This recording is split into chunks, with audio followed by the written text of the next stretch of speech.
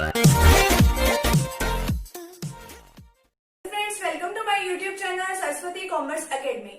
तो फ्रेंड्स, आज का हमारा टॉपिक है issue of shares at par, यानी हम अपने शेयर्स को एट पार पर कब इश्यू करते हैं और एट पार पर इश्यू होने का क्या मतलब है।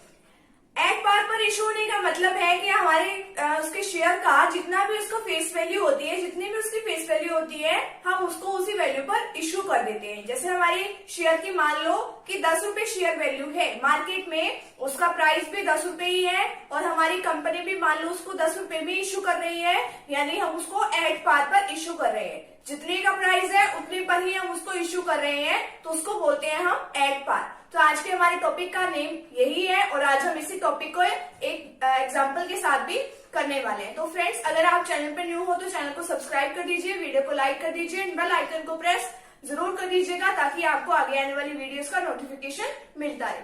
तो चलिए अब एक एग्जांपल भी देख लेते हैं कि क्या एग्जांपल है। देखिए, पवन लिमिटेड। पवन लिमिटेड का मतलब क्या है कि एक कंपनी का नेम है Pawan limited. Invited applications for 30,000 shares of ₹10 each। 30,000 shares के लिए उसने कहा कि आप 30,000 तक की एप्लीकेशंस भेज सकते हो। 10 रुपए का एक शेयर है। Payments were to be made as follows. जो पेमेंट है, आप देखिए हमारी कंपनी जो है वो एक ही साथ में भी पैसा मंगवा सकती है या फिर वो एप्लीकेशन पे थोड़ा थोड़ा पैसा मंगवा सकती है, फिर उसके बाद अलॉटमेंट पे, फिर फर्स्ट कॉल पे, फिर फाइनल कॉल पे, ऐसे भी पैसा मंगवा सकती है। तो इसका भी प्रोसीजर रहने वाला है। ₹3 ऑन एप्लीकेशन, उसने 3 रुपए एप्लीकेशन पर मंगवाए। ₹3 ऑन अलॉटमेंट, 3 रुपए उसने अलॉटमेंट पर मंगवाए। एंड ₹2 ऑन फर्स्ट कॉल, 2 रुपए उसने फर्स्ट कॉल पे मंगवाए। एंड ₹2 ऑन फाइनल कॉल, और 2 रुपए उसने फाइनल कॉल पर मंगवाए। तो यानी कि टोटल जो उसका 10 रुपए का शेयर है वो ऐसे कवर हो गया 3 + 3 + 2 + 2। तो अगर हम इसको ऐड करते हैं तो वो कितना हो जाएगा, 10 रुपए का पूरा शेयर हो जाएगा। तो इस तरीके से उसने पूरी की पूरी वैल्यू मंगवा ली। All the shares were applied, यानी कि उसने 30,000 के लिए क्या भेजी थी, उसने क्या कहा था कि हम 30,000 शेयर्स को इश्यू करने वाले हैं। तो 30,000 के लिए लोगों ने उसको अप्लाई कर दिया। Assuming that all sums due on allotment and calls have been received. तो ये एज्यूम किया गया इस क्वेश्चन में कि अलॉटमेंट पर और कॉल्स पर जितना भी पैसा आना था वो आ चुका है। इश्यू एक्सपेंसेस, यानी share issue expenses amounted to ₹8,000। Shares को इश्यू करने में भी कितने हुए एक्सपेंसेस हुए, तो कितने के हुए expenses, 8,000। 4,000 fully paid shares were also issued to promoters for their services। Promoters कौन होते हैं, कंपनी के प्रमोटर्स होते हैं कि जो कंपनी को इनकॉर्पोरेशन में काफी हेल्प करते हैं। तो उनको उनकी सर्विसेज के लिए, उनको काम करने के लिए क्या इशू किए, कंपनी ने 4,000 रुपीज के शेयर इशू किए। अगर कोई कंपनी इस तरीके से अपने एम्प्लॉयर्स के लिए वो उनके सर्विसेज के बदले में कोई शेयर इशू करती है तो उसको कौन सा शेयर माना जाता है, इक्विटी शेयर्स। हम उसको एज्यूम करते हैं कि वो इक्विटी शेयर्स है। अब देखिए इसकी जर्नल एंट्रीज, देखिए वो इनकी जर्नल एंट्री क्या बनेगी। सबसे पहले तो हमारे पास क्या आता है, एप्लीकेशन पर पैसा आता है। तो हमारे पास पैसा आ रहा है तो bank account debit to equity share application account. अब देखिए बैंक से पैसा आ रहा है, ठीक है, तो इसलिए बैंक अकाउंट डेबिट, क्योंकि जब भी हमारे पास पैसा आता है तो वो किसके थ्रू आता है, बैंक के थ्रू ही आता है। तो जितना भी एक बार पैसा बैंक कलेक्ट कर लेता है फिर उसको कंपनी के पास ट्रांसफर कर लेता है। तो ट्रांसफर करने के बाद तो इस तरीके से उसकी एंट्री की जाती है कि हमारे पास पैसा आया, किसकी वजह से आया, टू इक्विटी शेयर एप्लीकेशन। सबसे पहले तो वो क्या करते हैं, एप्लीकेशन ही भेजते हैं।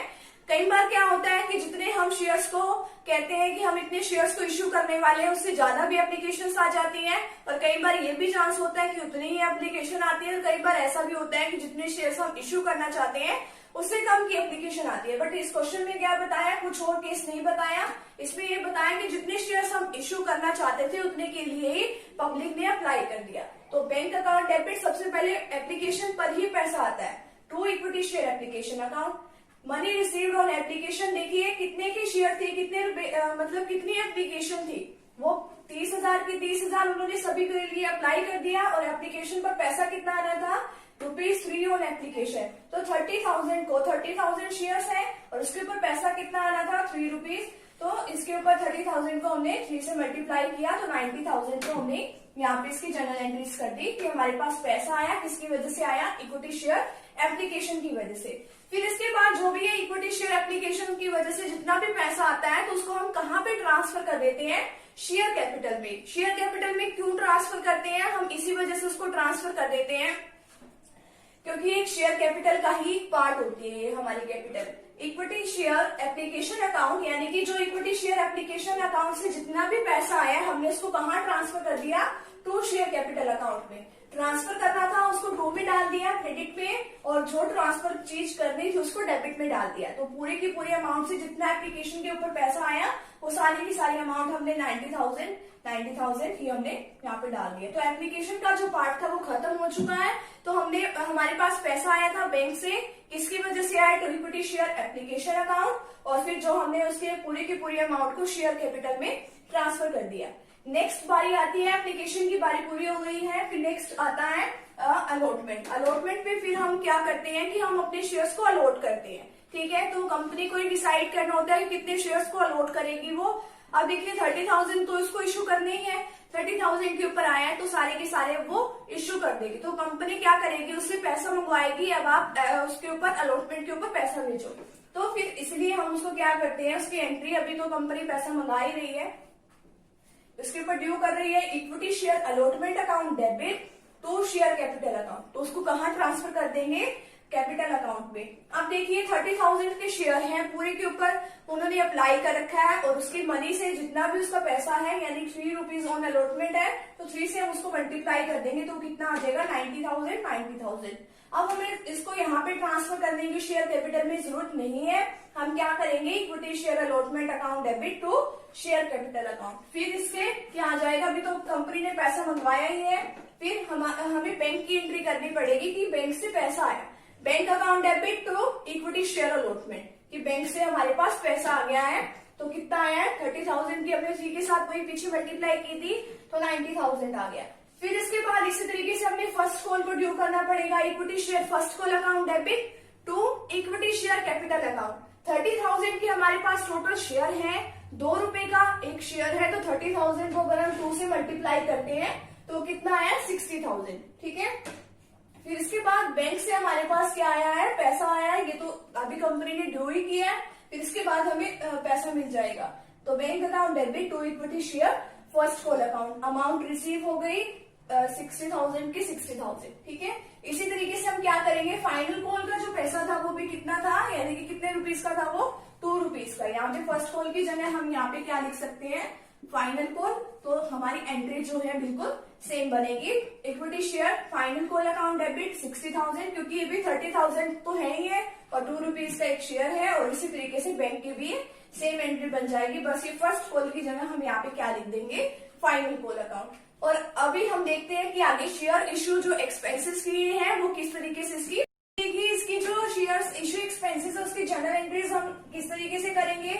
अब देखिए शेयर इश्यू एक्सपेंसेस हमारे लिए क्या है, खर्चा है, और हमें उसको पे करना ही करना पड़ेगा। तो share issue expenses account debit to bank account, क्योंकि हमारी बैंक से यानी कि हमारे पास से पैसा जा रहा है तो हम बैंक के अकाउंट को क्या कर देंगे, क्रेडिट। अगर हमारे पास पैसा आता है तो हम बैंक के अकाउंट को क्या करते हैं, डेबिट, और अगर हमारे पास से पैसा जाता है तो उसको क्या करते हैं, credit. Expenses incurred on issue of shares, यानी कि जो एक्सपेंसेस किए गए हैं किसके लिए किए गए हैं, हमने शेयर्स को इश्यू किया है। अब देखिए जो हमने शेयर्स को हमने इश्यू किया था उसके ऊपर खर्चा कितना आया था, 8,000 रुपीज का खर्चा आया था।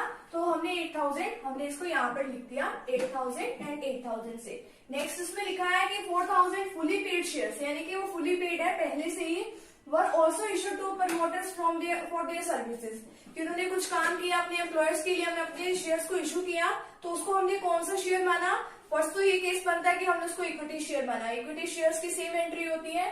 तो अब देखिए इनकॉर्पोरेशन कॉस्ट अकाउंट डेबिट, की कॉस्ट आई है हमारे लिए, ठीक है, तो इसकी वजह से हमने उसको डेबिट किया टू इक्विटी शेयर कैपिटल। ना तो हमने इसके ऊपर कोई एप्लीकेशन का लगाना, ना अलॉटमेंट का, कुछ भी नहीं करना, इसको डेबिट क्या कर देंगे हम, इनकॉर्पोरेशन कॉस्ट है टू इक्विटी शेयर, हम अपने सभी को इक्विटी शेयर कैपिटल में ट्रांसफर करते हैं तो हम उसको ट्रांसफर कर देंगे। 4,000 के शेयर थे फुली पेड है, ठीक है, 4,000 के थे, 10 रुपीज का एक शेयर है, तो कितने का हो गया, 40,000 का। तो हमने 40,000 यहाँ पे इसका डेबिट में भी लिख दिया और इसके क्रेडिट में भी हमने इसकी एंट्री कर दी 40,000 से। अब देखिए ये तो था कि इसका हमने किस तरीके से जनरल एंट्रीज की है। एक हमें अपनी बैलेंस शीट भी बनानी होती है, बैलेंस शीट का हमने पहले भी फॉर्मेट किया था। तो आपकी बैलेंस शीट में किस तरीके से लिखा जाता है, particulars, note number, current year और प्रीवियस ईयर।